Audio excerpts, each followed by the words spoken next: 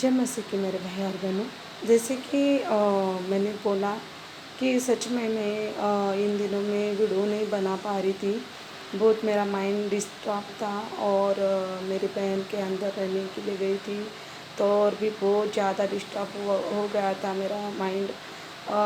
पता नहीं, मतलब हम विश्वासी लोग बिन अन्य जाति में नहीं रह सकते। पता नहीं वो लोगों से हम लोग का बिल्कुल नहीं जुड़ता। लेकिन अभी परमेश्वर का धन्यवाद हो, मैं मेरा रूम किया है, तो अभी मुझे थोड़ा सा कुछ तो परमेश्वर अच्छा तसल्ली दे रहा है और परमेश्वर मुझे अच्छा संभाल रहा है। और जैसे कि मैं अपने पति से अलग, मतलब जैसे कि मैंने पिछली वीडियो में भी थोड़ा कुछ बताया अपने पति के बारे में। जैसे गाँव गए थे तो लग गया उनको, तो परमेश्वर ने देखो अलग नहीं रखा। लेकिन यही बात मैं बोलना चाहती हूँ मेरे भाई और बहनों, हमारे अंदर का प्रेम कब दिखता है सच में। देखो अभी यही बात मेरे को मेरे जेठ ने बोला था कि तू उससे प्यार कर तो वो भी तेरे से प्यार करेगा। लेकिन मेरे भाई और बहनों, मैं एक बात बताना चाहती हूँ, अगर मैं प्यार नहीं करती तो एक तरफा मैं कभी पति को नहीं संभालती।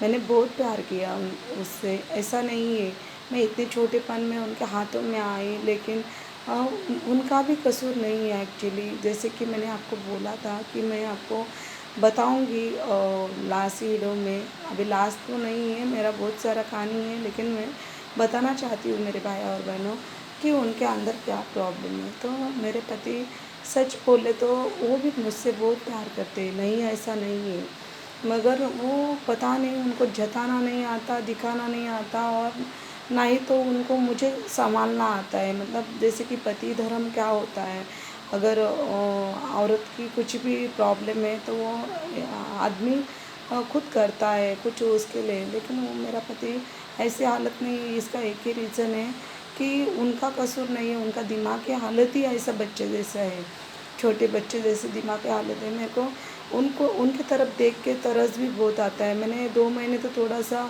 अपना नज़र हटा ली थी उनकी तरफ से कि अभी तो सुधर जाए वो। क्यों तो मैंने ज़िंदगी में कभी उनको छोड़ के नहीं रही। मैं जब भी मेरी तकलीफ़ के बारे में मैं सोचती थी, मैंने बहुत तकलीफ़ निकाला उनके बारे में भी। लेकिन उन्हें शायद वो बहुत प्यार करते हैं, लेकिन उससे पता नहीं वो दिमाग की हालत ऐसी है उनकी कि उनको खुद को नहीं सामने से ये करना आता है। यही मेरे भाई और बहनों, मैंने इसीलिए कभी नहीं अपने पति को छोड़ा। मैंने जब भी अपनी तकलीफ़ के बारे में सोचा और छोड़ के रहने के बारे में सोचा, लेकिन तब तक मुझे उनके मुँह की तरफ देख के मुझे उनके ऊपर दया ही आई।